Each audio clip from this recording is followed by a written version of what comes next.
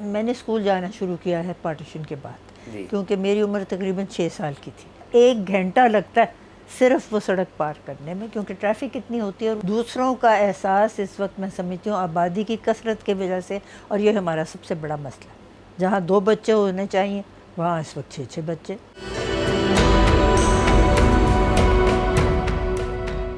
تو دیکھیں نا، لاہور پہلے کی نسبت اب بہت بڑا شہر ہو گیا، کجا رائے ونڈ تک پہنچ گیا، اور اس طرف سے آپ دیکھیں واگے تک تو جتنی گنجائش تھی وہ پہنچ گیا، بیدیاں تک پہنچ گیا۔ تو اس کے حجم میں تو بہت تبدیلی یقیناً آئی ہے۔ کچھ حصے جو ہیں وہ اس میں ایسے لوگ رہتے ہیں جو برسر اقتدار ہیں، انہوں نے اپنے علاقوں کو ایسے بنایا ہوا ہے کہ آپ سمجھے فردوس بری ہیں۔ میں جہاں جاتی ہوں پڑھانے، میں ایک لاء کالج میں پرنسپل بھی ہوں، تو وہاں تو باہر ان کے سڑک کے اوپر جو ہے گرین حصے، وہ بھی آپ دیکھیں تو ایسے ہے جیسے کہ ہمارے گھر کے اندر باغیچہ بھی نہیں ہوتا، اس سے بھی زیادہ انہوں نے ان کو خوشگوار بنایا ہوا ہے، پھول لگے ہوئے ہیں، سبزہ لگا ہوا ہے، درخت لگے ہوئے ہیں، سب کچھ موجود ہے۔ تو یقیناً تبدیلی مثبت بھی ہے اور منفی بھی ہے۔ تو میڈم، آپ جب پڑھ رہی تھیں، جب آپ کا school time, college time, university, اس وقت لاہور کیسا تھا، پاکستان کیسا تھا؟ جی، میں نے اسکول جانا شروع کیا ہے پارٹیشن کے بعد، جی کیونکہ میری عمر تقریباً 6 سال کی تھی، جی اور اسی عمر میں اسکول میں جاتے ہیں، تو میرا خیال ہے میں نرسری میں داخل ہوئی تھی۔ تو سڑکیں جو تھیں وہ اس پہ ٹریفک اتنی نہیں تھی، اور ایک جو تھی شاید لوگ زیادہ باشعور تھے پارکنگ کے معاملے میں۔ اب تو میں دیکھتی ہوں کہ یہ جو گندے نالے کے ساتھ سڑک ہے، جس کو ظفر علی روڈ کہتے تھے، 30 فٹ کی سڑک ہے، ادھر ایک پرائیویٹ ہاسپٹل بھی ہے، دائیں کو بھی گاڑیاں کھڑی ہیں، بائیں کو بھی گاڑیاں کھڑی ہیں۔ میں یہاں سے شام کے وقت جاتی ہوں جم خانہ، اور وہ بھی صرف اس خاطر کہ تاکہ تھوڑے سے اپنی ایکسرسائز کرنے کے لیے، راستہ ہی نہیں ہوتا، 1 گھنٹہ لگتا ہے صرف وہ سڑک پار کرنے میں، کیونکہ ٹریفک اتنی ہوتی ہے، اور وہ اتنی بے اصولی سے اور بالکل بے دریغی سے کرتے، کسی کا احساس ہی نہیں ہوتا۔ دوسروں کا احساس اس وقت میں سمجھتی ہوں آبادی کی کثرت کی وجہ سے، اور یہ ہمارا سب سے بڑا مسئلہ ہے۔ جہاں 2 بچے ہونے چاہیے وہاں اس وقت 6 بچے، اور یہ کیا آپ دوبارہ کہہ رہے ہیں کہ وہ کریں گے مردم شماری؟ مردم شماری سے کیا مطلب؟ عورتوں کو تو گنتا ہی نہیں۔ اس وقت کہتے ہیں 23 کروڑ آبادی ہے، میں سمجھتی ہوں اگر عورتوں کو صحیح گنا ہوتا نا تو آبادی کم سے کم اس وقت 50 کروڑ کے قریب لگ بھگ ہوتی، اور یہ کہتے ہیں عورتیں کم ہیں اور مرد زیادہ ہیں، یہ بات تو درست ہے ہی نہیں۔ آپ ذرا دیکھیے تو صحیح باہر نکل کے کہ عورتیں زیادہ ہیں یا مرد۔ ٹھیک ہے آپ کو سڑک پہ شاید اتنی نظر نہ آئے، کیونکہ عورتوں کو ابھی تک وہ نہیں دیا گیا رتبہ جو ان کا ہونا چاہیے، اور وہ ہماری غلامی کی جو حالات تھے تب سے چلے آ رہے ہیں۔ اچھا میڈم، یہ بڑی امپورٹنٹ آپ بات ریز کر رہی ہیں کہ خواتین کو ہم نے وہ رائٹس، یا بلکہ رائٹس بھی کیا، پرومیننس نہیں دی جو وہ ڈیزرو وہ کرتی رتبہ ہی نہیں دیا جو ہونا چاہیے، انسانیت کے رتبے میں نہیں آتے، انسانیت کا رتبہ ان کو وہ جانوروں کی طرح سمجھتے ہیں، یا یہ ہانڈی روٹی کی طرح۔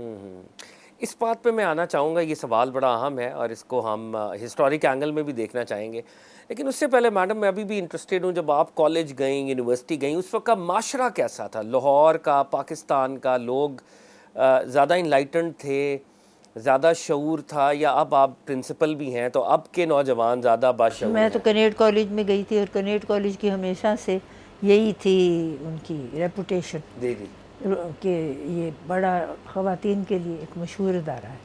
تو جو سمجھیں تمام پاکستان سے نوجوان لڑکیاں تھیں، ان کے والدین کی کوشش ہوتی تھی کہ ان کو وہاں داخلہ ملے، تو وہاں تو وہی آتی تھی خواتین، یا وہ لڑکیاں آتی تھیں جو معاشرے کی اس سطح سے ان کا تعلق ہے جو دوسرے معاشرے کے جو عام لڑکیاں ہیں ان سے تھوڑی سی مختلف تھیں، Was that an اور elite شعور بھی institution? ان کا زیادہ تھا، اور ظاہر ہے لباس کا، چلنے کا، سوچنے کا تمام ڈھنگ جو تھا وہ مختلف تھا۔ اب بھی ویسا ہی، اب بھی کنیٹ کالج کا جو ہے اپنا رتبہ وہ دوسروں سے ذرا مختلف ہے۔ تو آپ کنیٹ کالج کے بعد پھر بڑی انٹرسٹنگ، وہ بلکہ میں ایک دفعہ آپ کے پاس آیا، آپ نے 1 to 1 بھی شیئر کیا کہ کس طرح آپ نے شادی کے بعد پھر LLB کیا. ہاں تو اور اس کا law تو کیا. کنیٹ سے کوئی تعلق نہیں، کیونکہ انہوں نے تو اب اسکول آف لا کھولا. جی. اس کی بھی میں ایڈوائزری بورڈ کی ممبر تو جی ہوں، جی جی کیونکہ میرا خیال ہے ان کی تو پہلی لا گریجویٹ شاید جی. میں ہی تھی. تو وہ کہانی اگر جسٹس صاحبہ آپ شیئر کریں، ہاؤ ڈڈ یو نہیں وہ تو بس اینڈ اپ. ایسے ہی پرائیویٹلی میں نے کر لیا، کیونکہ اخبار میں اشتہار نکلا ہوا تھا 100 روپے فیس دیں تو داخلہ امتحان کا ہو جاتا. میں نے 100 روپے فیس دے دی. پھر یہ پوچھتے نہیں تھے کہ کون امتحان دینے آ رہا ہے، آپ کو رول نمبر آ جاتا تھا، تصویر لگی ہوئی ہوتی تھی، میں چلی جاتی تھی. بس میں نے امتحان دے لیا ایسے 1 مہینے میں تیاری کر لی اس کی. And you aced the exam. اور آپ بتا رہی تھی کہ جسٹس صاحب نے بھی آپ کو مطلب اس میں ہیلپ کیا ہوگا کبھی کوئی. بالکل نہیں، وہ تو Not at کہتے تھے all. یہ ہو ہی نہیں سکتا. اچھا انہوں نے کہا یہ امپاسبل ہے. بالکل. اور یہ کہ تو کیسے ہو سکتا ہے 1 مہینے میں کوئی امتحان اٹیمپٹ ہی نہیں کر سکتا پاس کرنا، تو درکنار. تو جس وقت میں آئی ذرا میرا چہرہ اترا ہوا تھا، کہنے لگے کیا بات ہے، میں بس وہی ہوا تھا نا جو ہونا تھا. میں نے کہا جی میری فرسٹ پوزیشن تھی اور میرا مار میں نے لگایا ہی نہیں ہوا کہ میں فرسٹ ہوں. پھر انہوں نے کہا تھا جی the student who has stood first will be declared later. اچھا واہ. تو 5-6 دنوں کے بعد انہوں نے اپنے یونیورسٹی کے کسی اسٹوڈنٹ کو فرسٹ کر دیا. پرائیویٹ اسٹوڈنٹ میں ان کی حد تک عزت نہیں ہوتی تھی کہ پرائیویٹ اسٹوڈنٹ فرسٹ آ جائے. میری سیکنڈ پوزیشن کر دی. لیکن اسٹل مطلب یو ور ٹاپر، مطلب آپ نے ٹاپ کیا الحمدللہ. وہ مطلب سیکنڈ آئی نا جو ان کے حساب سے. جی that was how it was. واہ. اچھا جسٹس صاحبہ، اب علامہ اقبال ایک بہت بڑے ہمارے سب کانٹیننٹ کے جینیس، اور بلکہ حال ہی میں کتاب بھی آئی ہے 100 کی مسلم تھنکرز. برے صغیر میں صرف ایک فرد کو انہوں نے اس کے اندر شامل کیا اور وہ علامہ محمد اقبال ہیں کہ یہ ٹاپ مسلم تھنکرز میں تو یقیناً اور بھی ہوں گے. نہیں 100 تھنکرز میں یقینی طور پہ 100 تھنکرز میں وہ ایک ہوں گے، میں یہ مانتی ہوں کہ among 100 thinkers he was probably in this part of the world جی جی he is one of the most prominent. جی. تو اس فیملی کے ساتھ آپ کا کنیکشن کبھی آپ کو برڈن تو نہیں لگا کہ جسٹس جاوید اقبال صاحب بھی میرے ہسبینڈ ہیں؟ میں کہتی ہوں حسن اتفاق ہے کہ، اور میں اپنے لیے سمجھتی ہوں کہ میرے لیے یہ ایک بہت بڑا آنر ہے کہ یہ اتنی، اگر 25 کروڑ عورتیں ہیں تو ان میں سے یہ موقع مجھے مل گیا. تب تو 25 کروڑ تھی نہیں ہماری شادی کو اس وقت. اگر جو ڈاکٹر صاحب حیات ہوتے تو میرا خیال ہے 65 سال ہو گئے ہوتے، ذرا زیادہ ہی ہو گئے ہوتے. تو بس ہے تو اتفاقی امر تھا. لیکن میں سمجھتی ہوں کہ دیکھیے جیسے باقی سارے انسان ہوتے ہیں، علامہ اقبال تو ایک خاص تھے نا، اپنے خاندان میں سے بھی ایک خاص تھے. تو ان کے ساتھ تو کسی کا کوئی مقابلہ ہو نہیں سکتا. باقی یہ کوشش یہی تھی کہ ایسی کوئی بات نہ بچے یا ہمارے گھر میں سے سننے میں آئے یا ہونے میں آئے جس سے انگشت نمائی ہو علامہ اقبال کی طرف. اور ہونی بھی نہیں چاہیے. اگر سب لوگ اپنی انسانیت میں رہیں اور اپنا صحیح سلوک رکھیں دوسروں کے ساتھ تو ہونا بھی نہیں چاہیے. بے شک.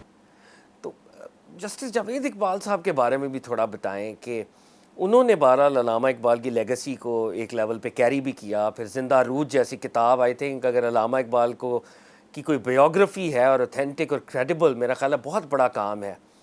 تو جسٹس صاحب کیسے ان کا اپنے تھنکنگ پیٹرنز کیا تھے، ان کے تھاٹ کے پیٹرنز کیا تھے؟ بس میں سمجھتی ہوں کہ وہ ایک رکھتے تھے اپنا ہر چیز کے توازن برابر. صبح عدالت جانا، 8 بجے عدالت ان کے زمانے میں لگتی تھی جی. اور 8 بجے، اب تو میرا خیال ہے عدالت بھی 9:30 بجے لگتی. جب میں جج تھی تب بھی 8 بجے لگتی تھی. جی. تو ہمارا گھر بھی ہوتا تھا شاہو کی گڑی جہاں اب اقبال میوزیم ہے، جی. اور وہاں سے عدالت جو تھی نسبتاً نزدیک تھی لیکن سب رش والا علاقہ تھا.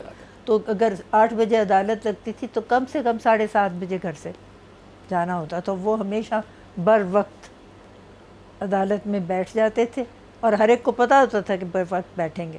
اور وہیں تمام دن کے جو لگے ہوتے تھے راسٹر میں جی جی کیسز وہ سن بھی لیتے تھے اور ان کا فیصلہ بھی وہیں سنا دیتے تھے اور لکھوا بھی دیتے تھے عدالت، تاکہ کسی کو یہ وہم بھی نہ ہو کہ جی یہ بعد میں سوچ کے شاید انہوں نے کچھ کیا کیا یا کیا نہیں کیا. وہ جو بھی تھا ان کو آسانی لگتی تھی کہ کام کر کے گھر آتے تھے. تقریباً میں سمجھتی ہوں 2 بجے کے قریب، 1:30 بجے کورٹ ٹائم ختم ہوتا تھا، آدھا گھنٹہ گھر آنے میں لگتا تھا. تو بس کوئی گھر میں کام نہیں تھا. تو پھر وہ ایکیڈیمک کام کرتے تھے گھر میں؟ صرف شام کو اگر فائلیں آتی تھیں تو 15-20 منٹ کھول کے دیکھ لیتے تھے کہ اگلے دن کی کیا راسٹر ہے اور کیا کیسز لگے ہوئے، تاکہ کچھ آئیڈیا ہو جائے.